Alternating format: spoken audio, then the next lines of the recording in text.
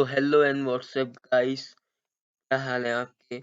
मेरा नाम है निखिल और स्वागत है आपका हमारे यूट्यूब चैनल एनसीईआरटी विथ निक में।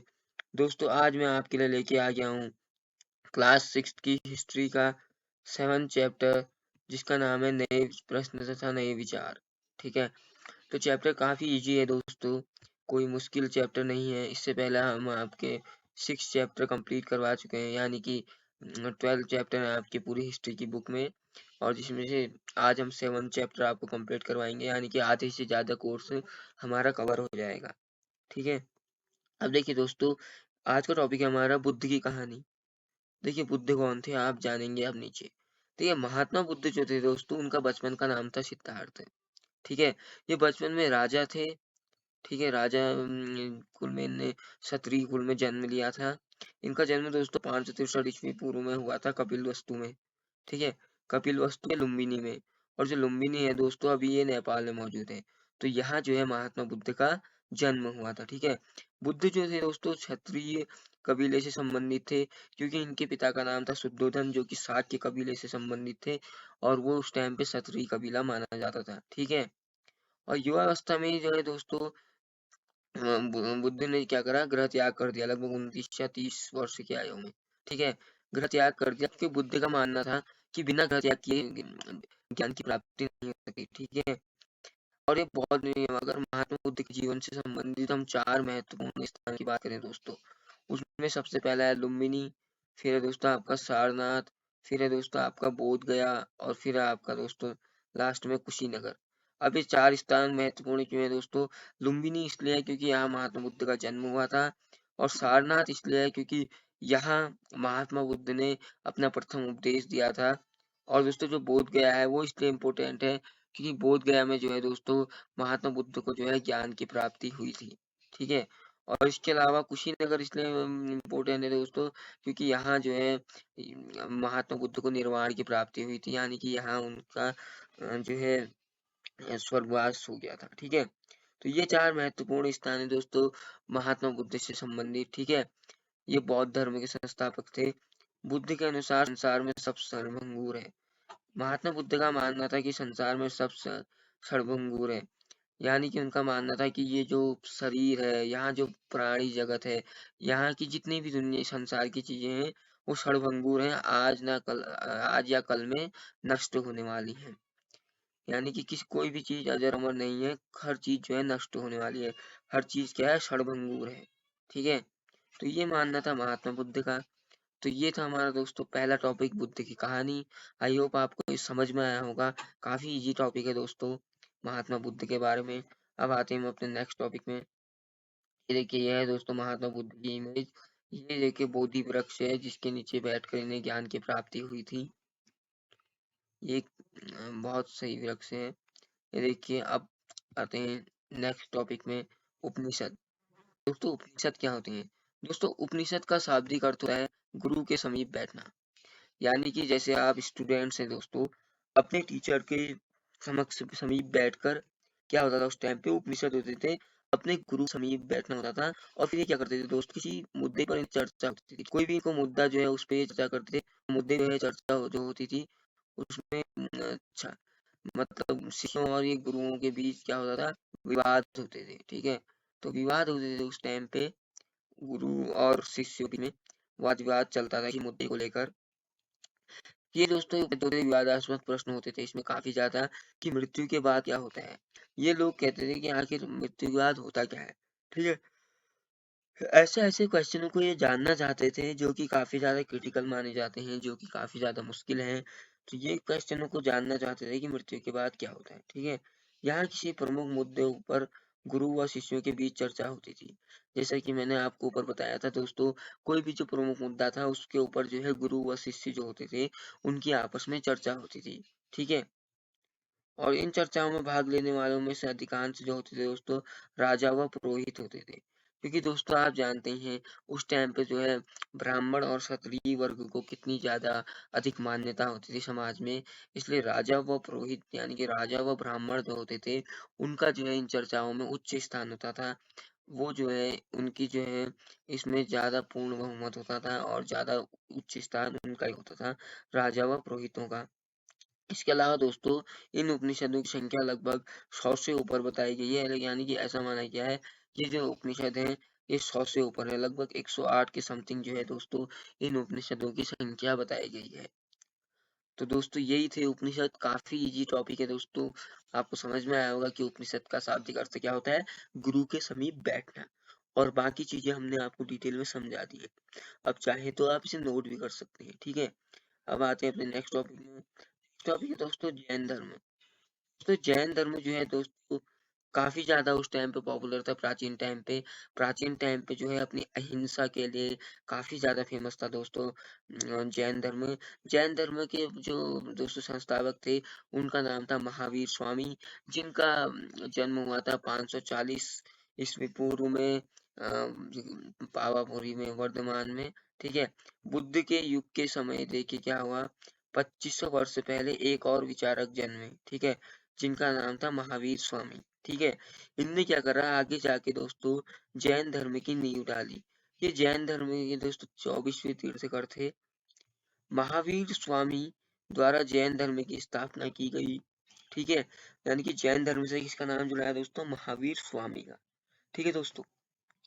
जैन धर्म जो दोस्तों था वो परम अहिंसावादी था। ये काफी ज्यादा अहिंसावादी थे दोस्तों। इनकी अहिंसा इतनी पॉपुलर थी कि इन्होंने खेती करना छोड़ दी थी, क्योंकि इनका मानना था कि खेती करने में तो हल चलते थे खेत में। तो इनका मानना था जब खेत में हल चलते हैं तो खेत में जो छोटे मोटे कीड़े मकोड़े होते हैं वो दबकर मर जाते हैं। तो ये इतने ज्यादा अहिंसावादी थे कि छोटे मोटे कीड़े को मारना भी ये क्या समझते थे, हिंसा समझते थे।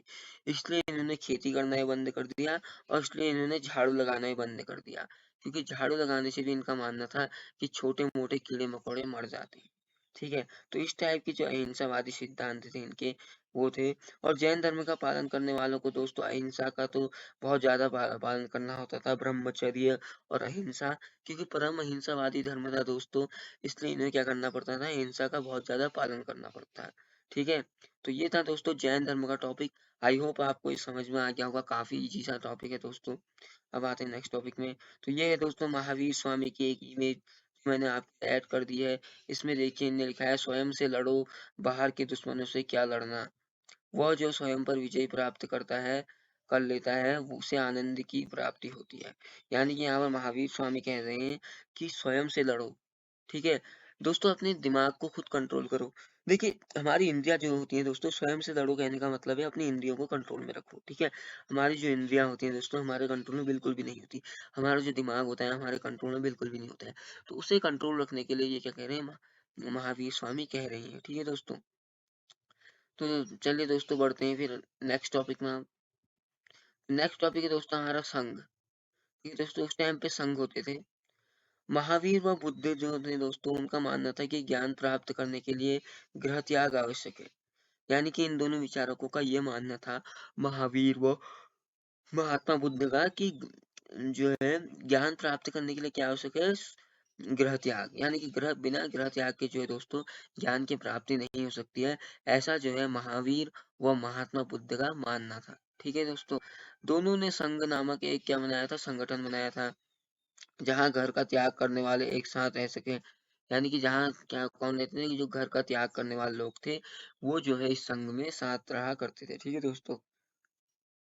और जो संघ में रहने वाले लोग थे उनके लिए काफी ज्यादा नियम बनाए गए थे दोस्तों। और ये सारे जो नियम थे वो विनय पिटक नामक उसमें थे, क्योंकि त्रिपिटक बनाए गए थे उसमें बौद्ध धर्म में त्रिपिटक थे, जिसमें से पहला था सुत्त पिटक, दूसरा था विनय पिटक और तीसरा था अभिधम्म पिटक। विनय पिटक में जो है दोस्तों संघ में रहने वाले भिक्षुओं के काफी ज्यादा नियमों के बारे में चर्चा की गई थी। जो संघ में रहे सभी लोग प्रवेश ले सकते थे। दोस्तों संघ में ऐसा था कि यहाँ लोग सारे लोग जो थे वो प्रवेश ले सकते हैं, ठीक है। लेकिन उन जो प्रवेश लेता था यहाँ फर्स्ट में क्या था, यहाँ स्त्रियों को जो है प्रवेश लेने की अनुमति नहीं थी, पर जो महात्मा बुद्ध के प्रिय शिष्य थे आनंद, उन्होंने जो है महात्मा बुद्ध को फोर्स किया कि हमें जो है स्त्रियों को भी यहाँ स्थान देना चाहिए। तो बाद में उन्होंने क्या करा, महात्मा बुद्ध ने संघ में जो है स्त्रियों को भी स्थान दे दिया, ठीक है। और संघ में जो भी व्यक्ति इस महिला या पुरुष आते थे, उनको काफी ज्यादा नियमों का पालन करना होता था। काफी ज्यादा इसमें नियम बनाए गए थे, जो कि विनय पिटक में काफी ज्यादा नियम बताए गए थे, और उन नियमों का जो है पालन करना पड़ता था संघ में। तो ये था दोस्तों आपका टॉपिक संघ। तो दोस्तों आई होप आपको समझ में आ गया होगा संघ क्या था। तो मतलब संघ बेसिकली यही था, जो उस टाइम पे गृह त्याग करके ज्ञान प्राप्ति करने के लिए लोग आते थे, तो उनके लिए एक स्थान था जहाँ जो है वो रह सकते थे, और उन्हें काफी ज्यादा नियमों का पालन करना होता था। तो दोस्तों अब आते हैं नेक्स्ट टॉपिक में। नेक्स्ट टॉपिक है दोस्तों हमारा विहार। तो विहार का अर्थ है शरणाई स्थल। उस टाइम पे क्या होता था दोस्तों, अस्थायी निवास कहते थे हम इसे विहार को। उस टाइम पे क्या होता था, जब भिक्षु एक स्थान से दूसरे स्थान तक का यात्रा करते थे, तो यात्रा करते वक्त जब उन्हें देरी हो जाती है और थक जाते थे, तो वो जहाँ विश्राम करते थे, तो विश्राम करने के लिए उनके लिए ये अलग अलग प्रकार के विहार बनाए गए थे। विहार का मतलब यही है दोस्तों, जो आपने विश्राम स्थल देखे होंगे कहीं बहुत ज्यादा, वही ठीक है विश्राम स्थल। ये शरणास्थल स्थल होते थे दोस्तों, जो कि ये विहार जो होते थे, ये लकड़ी के बनाए गए थे फर्स्ट फर्स्ट में। बाद में जो है इनका निर्माण ईंटों से किया जाने लगा था, ठीक है। यानी कि पहले तो शुरुआत में लकड़ी से बनाए जाते थे, बाद में जो इनका निर्माण किया जाने लगा दोस्तों, वो ईंटों से किया जाने लगा, ठीक है। इसमें जो है धनी व्यापारी राजा भूस्वामियों द्वारा दी गई जमीनों पर यह विहार बनाए जाते थे। यानी कि जो ये विहार होते थे दोस्तों, ये भूस्वामियों द्वारा दी गई, और जो राजा थे, क्योंकि उस टाइम पे राजा और भूस्वामी का ही जो होता था, उनका ही रुतबा ज्यादा था और उनके पास जमीन ज्यादा होती थी, तो उनके द्वारा दी गई जमीनों पर ये जो शरणाई स्थल या विहार थे दोस्तों, ये बनाए जाते हैं, ठीक है दोस्तों। अब इसके बाद अगर हम दोस्तों नेक्स्ट, ये आपको टॉपिक समझ में आ गया दोस्तों, आई होप आ गया हो, तो अब आप इसको नोट भी कर लीजिएगा। अब आते हैं दोस्तों हम अपने नेक्स्ट टॉपिक में। दोस्तों नेक्स्ट टॉपिक है हमारा आश्रम।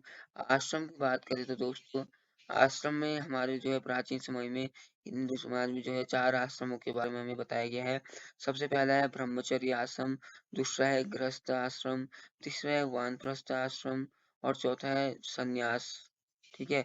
अब ये 4 आश्रम में क्या होता है दोस्तों, पहला वाला जो हमारा ब्रह्मचर्य आश्रम है, इसकी जो एज होती है दोस्तों, वो हमारे जन्म लेने से 25 वर्ष की आयु तक होती है, ठीक है। और ये जो ब्रह्मचर्य आश्रम होता है दोस्तों, सारे आश्रमों में सर्वोच्च होता है। इस आश्रम में क्या होता है दोस्तों, इस आश्रम में आपको काफी ज्यादा अपनी इंद्रियों पे कंट्रोल करना होता है। अगर आप ये शुरुआती 25 सालों में अपने आप में अपनी इंद्रियों में काफी अच्छा कंट्रोल कर सकते हैं, तो आप अपनी लाइफ में जो है कामयाब हो सकते हैं। क्योंकि इसमें जो बहुत सारे नियम बताए गए हैं दोस्तों, वो काफी ज्यादा बेहतर है। अगर उनका कोई पालन करे 25 साल की एज तक का, तो वो बहुत ज्यादा बेहतर बन सकता है, ठीक है। और 25 साल के बाद जो हमारा दूसरा आश्रम शुरू होता है, 25 से 50 साल की एज तक का, उसे कहते हैं हम गृहस्थ आश्रम। गृहस्थ आश्रम में क्या होता है दोस्तों, हमारा विवाह हो जाता है और हमारे बच्चे हो जाते हैं, ठीक है।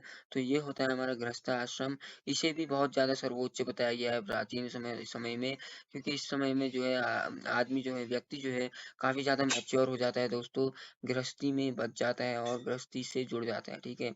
उसके बाद अगर हम बात करें दोस्तों तीसरे आश्रम की, तो वो है हमारा वानप्रस्थ। वानप्रस्थ आश्रम की जो एज बताई गई है दोस्तों, वो है 50 साल से 75 साल के बीच में। इस बीच में व्यक्ति ने क्या करना होता है, इस बीच में उसने आध्यात्मिक चीजों से जुड़ना होता है।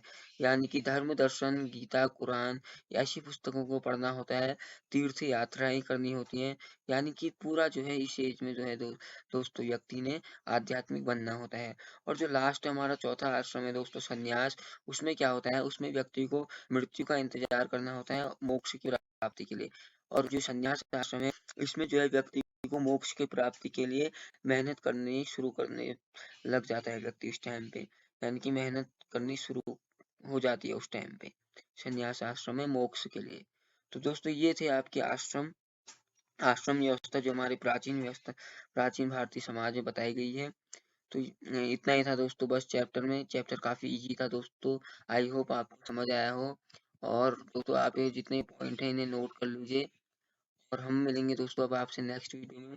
तब तक के लिए अगर दोस्तों आपको हमारी वीडियो अच्छी लगी, तो इसे लाइक करिएगा, और चैनल की और वीडियोस भी अच्छी लगती हैं तो दोस्तों चैनल को सब्सक्राइब करिएगा। और हम मिलेंगे आपसे दोस्तों नेक्स्ट वीडियो में। तब तक के लिए वीडियो देखने के लिए थैंक यू दोस्तों और गुड बाय।